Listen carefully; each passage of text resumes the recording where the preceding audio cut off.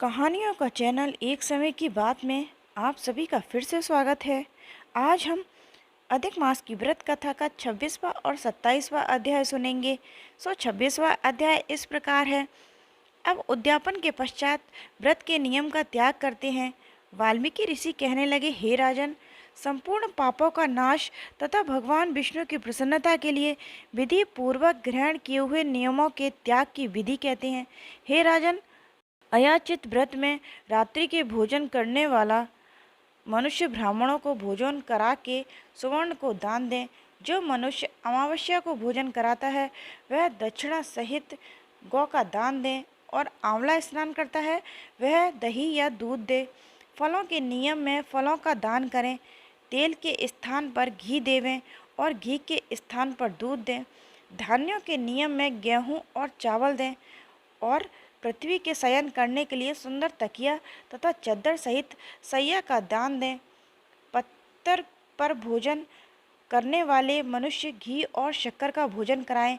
नख केशों का धारण करने वाला बुद्धिमान मनुष्य दर्पण दें। नियम के त्यागने पर अनेक प्रकार का रस देवें। दीपदान करते हो तो पात्र सहित दीपक दे। जो मनुष्य अधिक मास में भक्ति करता है वह बैकुंठ में जाकर वास करता है। यह मेरा 26वां अध्याय समाप्त हुआ। 27वां अध्याय इस प्रकार है। श्री नारायण बोले कि वाल्मीकि जी, इस तरह राजा दृढ़धनवा को उद्यापन विधि बताकर बोले, हे राजन, तेरा कल्याण हो। अब मैं पाप नाशनी सरयू को जाता हूँ। तब राजा आनंद युक्त स्त्री सहित उनकी पूजा करने लगे। ऋषि ने राजा को पूजा और अंगीकार कर उसे आशीर्वाद दिया। तब सायकाल हो जाने पर वाल्मीकि ऋषि वहाँ से चले गए।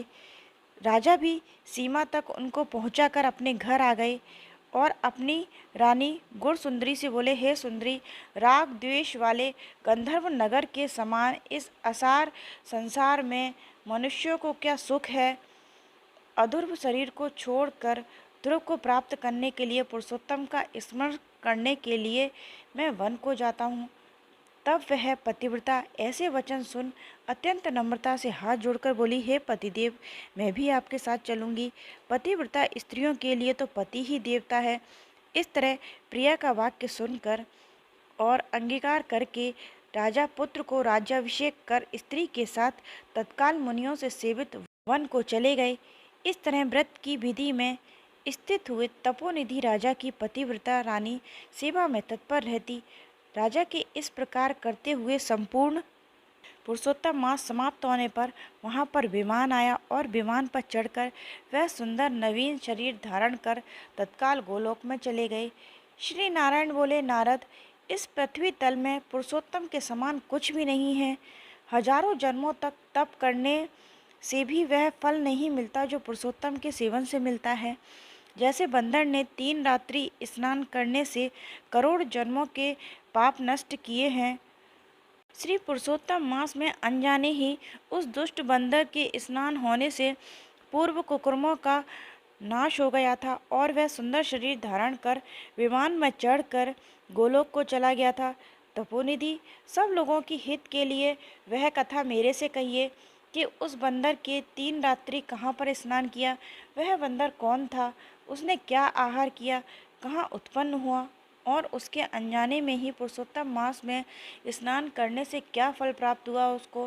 श्री नारायण बोले, केरल देश में उत्पन्न एक लोभी ब्राह्मण था। इस कर्म से लोक में वह कदर्य नाम से विख्यात था।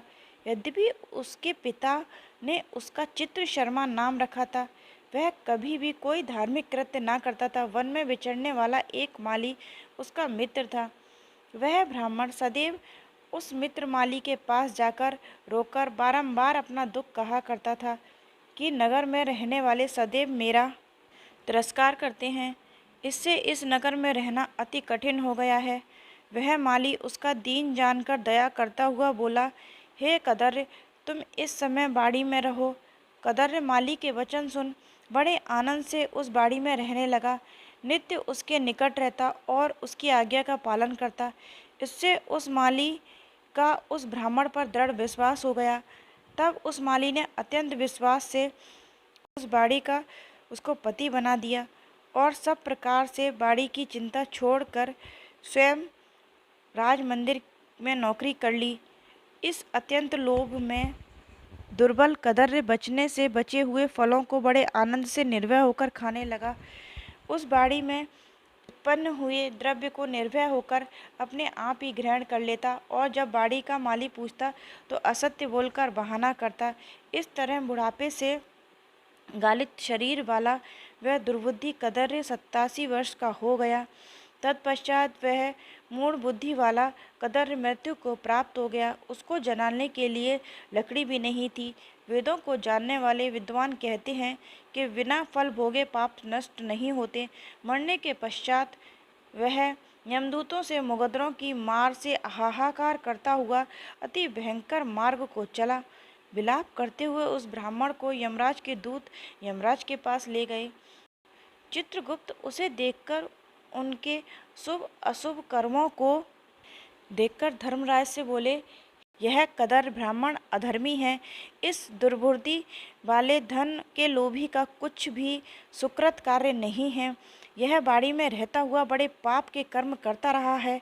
बाड़ी माली से विश्वासघात किया है।